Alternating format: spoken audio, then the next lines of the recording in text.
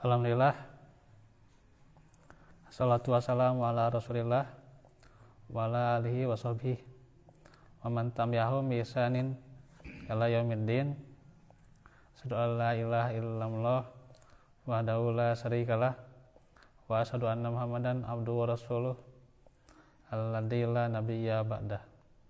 Alhamdulillah, ikhwatafillah, kita berjumpa kembali di waktu menjelang Isya ini, yang kita akan meneruskan soal ma'rifatullah. Dan ternyata ma'rifatullah itu panjang ya, kalau dilihat secara tulisannya itu ya, atau secara rincinya ya, detailnya itu panjang ya.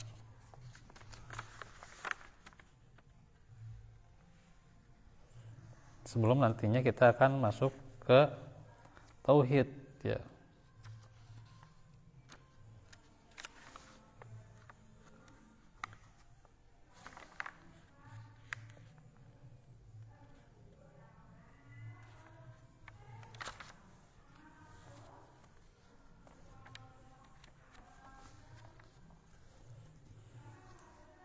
Kemarin sudah dibahas bagaimana mengenal Allah dari segi keberadaannya, bagaimana Dia yang menciptakan, mengatur, memberi rezeki ya.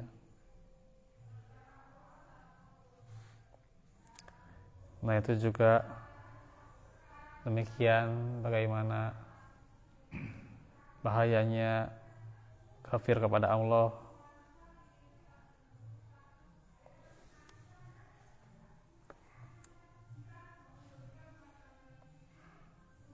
Nah,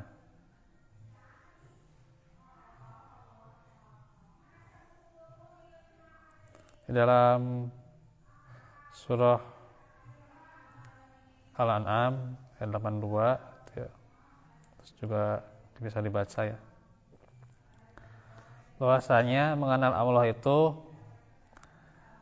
dengan benar tentunya ya,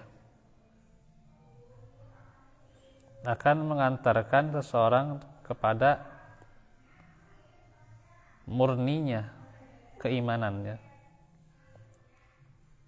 yaitu tidak bercampurnya keimanan dengan kezaliman dan kemusyrikan. Bisa dilihat ya di surat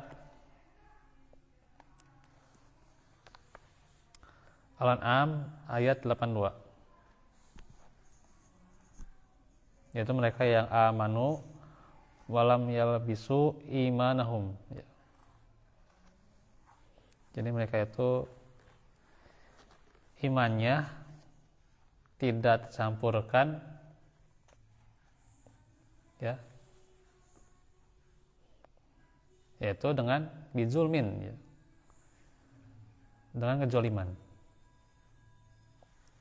Nah, ketika turun ayat ini ya, sahabat ada yang bertanya, ya Rasul, yang namanya manusia itu tidak terlepas dari yang namanya kezaliman ya, baik yang kecil maupun yang besar ya. Nah, kita juga tidak terlepas dari yang namanya kezaliman ya. Manusia itu zaluman jahulan ya, gitu, zalim dan bodoh ya. Terkadang ya melakukan kesalahan kecil pola kesalahan yang besar ya.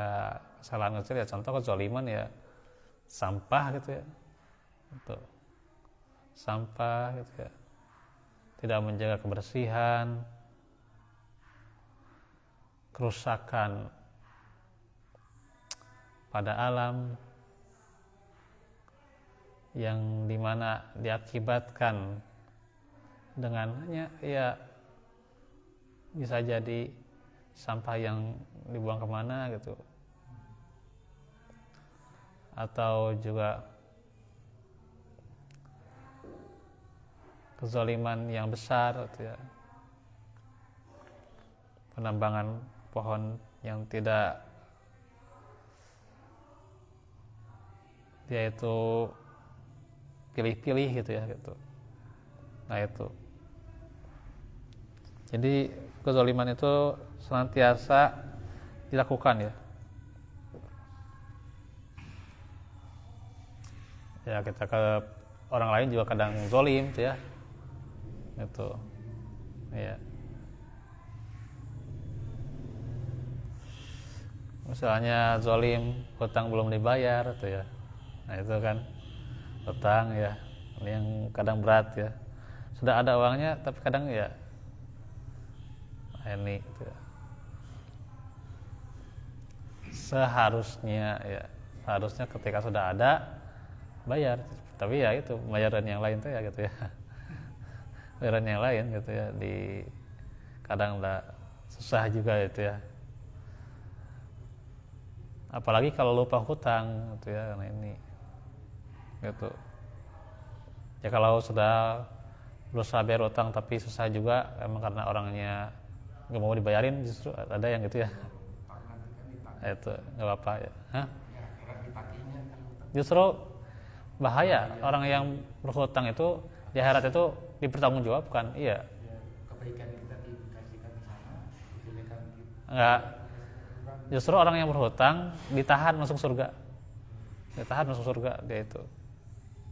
Jadi berat banget tuh kalau masih punya hutang di dunia gitu. Karena di akhirat masih ditahan, nggak bisa masuk surga dia. Nah itu juga dipertanggungjawabkan, walaupun ya kecil lah, cuman 5.000 gitu. Dipertanggungjawabkan itu juga gitu.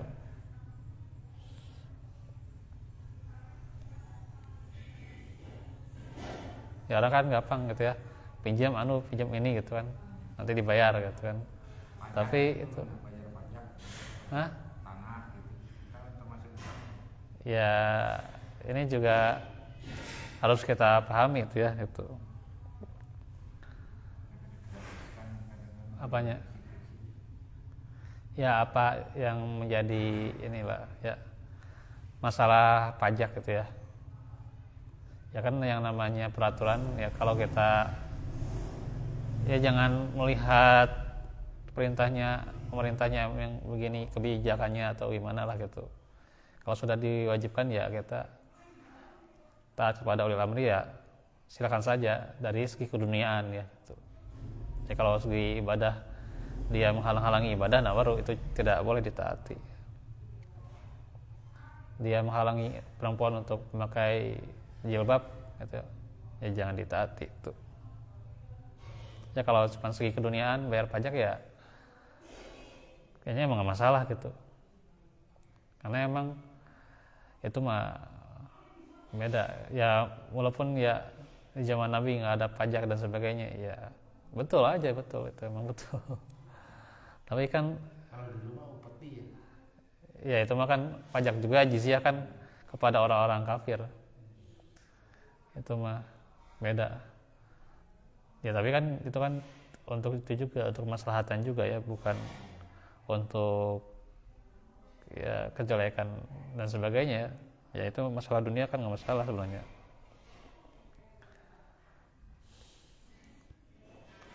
Artinya segala tunggakan itu di dunia itu bahaya sebenarnya ya. Iya, adanya tunggakan ya. Kasbon itu apa gitulah gitu. Makanya jangan mudah meminjam gitu ya. Jangan mudah meminta. Iya, jangan mudah meminta. kalau ditipu gimana? Apa? Penipuan sama ya, sama utang ya. Apanya? Ya ditipu gitu, belum melihat. Nah, kalau ditipu ya itu mah pencurian, cuma ditipu mah. Iya. Kalau ditipu ya pencurian.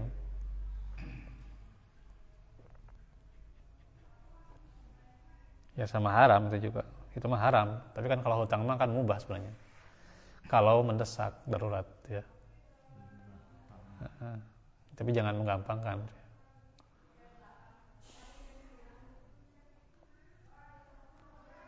Karena pada dasarnya kan Islam itu sangat menghormati mereka yang ingin berusaha tuh ya.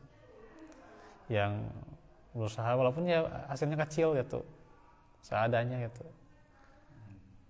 Ya kecil, menghidupi keluarga dengan yang kecil ya nggak masalah sebenarnya. Yang penting adanya upaya, berdoa, tawakal, itu pastinya gitu. Iya, jangan mudah meminta gitu.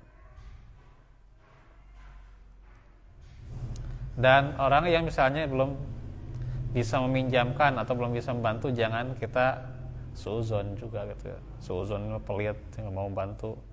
Nih orangnya ya lihat dulu keadaan dia lagi butuh atau enggak gitu kan. Nah ini harus kita, makanya kita jangan sampai minta-minta gitu. Iya. Justru yang lebih diutamakan itu kita memberi, bukan minta gitu.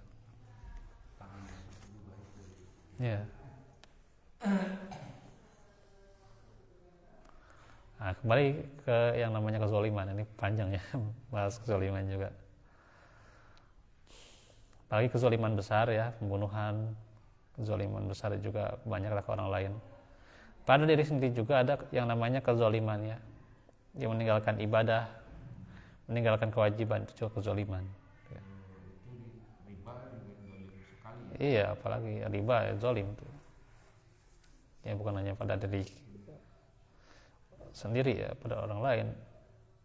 Itu banyak kezaliman ya. Makanya ya manusia nggak akan bisa lepas dari kezaliman. Walaupun kezaliman itu kecil ya. Nah itu. Maka Nabi menjelaskan bukan zalim itu yang dimaksud ya. Tapi zalim itu adalah kesyirikan ya. Ya. Di surat Luqman tuh ya. Ya Luqman, surat 31 ya. Menjelaskan bahwa kezaliman itu ya adalah syirik ya gitu. Inna syirka la zulmun azim ya.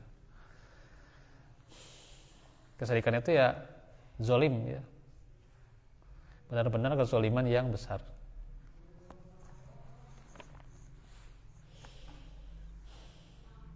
Nah itu. Terus juga di surat An-Nahl ya. An-Nahl ayat 97 ya. An-Nahl surat ke-16 ya. Yaitu mereka yang mengenal Allah akan diberi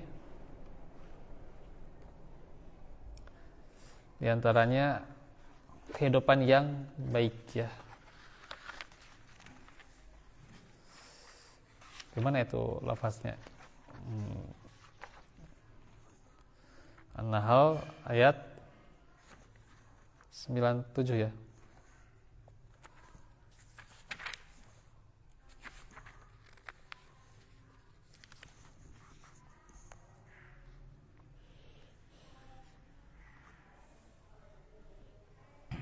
Falanuhyiyannahu hayatan thayyibah ya gitu. Diberikan hayatan thayyibah yaitu kehidupan yang baik ya. Adanya kecukupan, kelapangan, kelancaran urusan itu juga berkah dari mengenal Allah ya gitu. Nah, misalnya ada orang yang sholatnya rajin, tahajudnya rajin, gitu ya.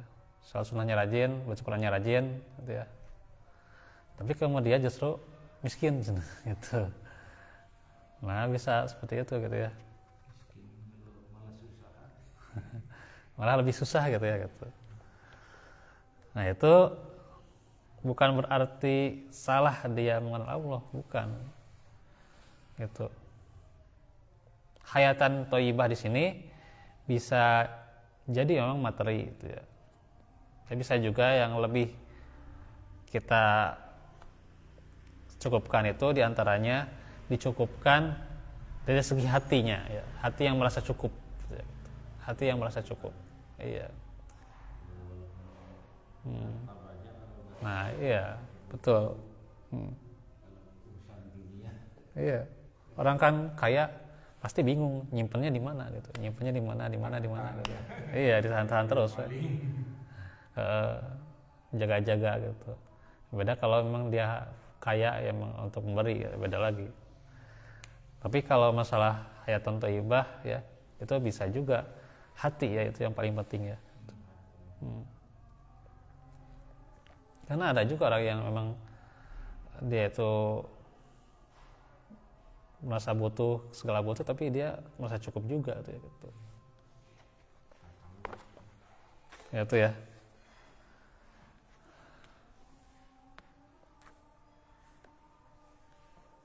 Kemudian juga diantaranya kepada ridho Allah ya, radhiyallahu anhu ya, radhiyallahu anhum radu anhu ya gitu. Itu di surat Al-Bayyinah ya 8. Tuh. Terus surah An-Nur yang menjelaskan bahwa di mana ketauhidan itu akan juga diantaranya ada keberkahan dalam kekuasaan ya. Keriduan dalam kekuasaan. Surat An-Nur dinahumul ladir tado yaitu ya, ayat 55.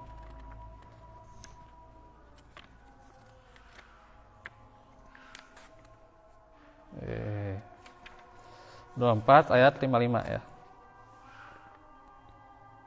Wala yumakkinanna lahum dinahumul ladzi tado lahum wala yubaddilannahum mim ba'di khaufihim amna yaitu.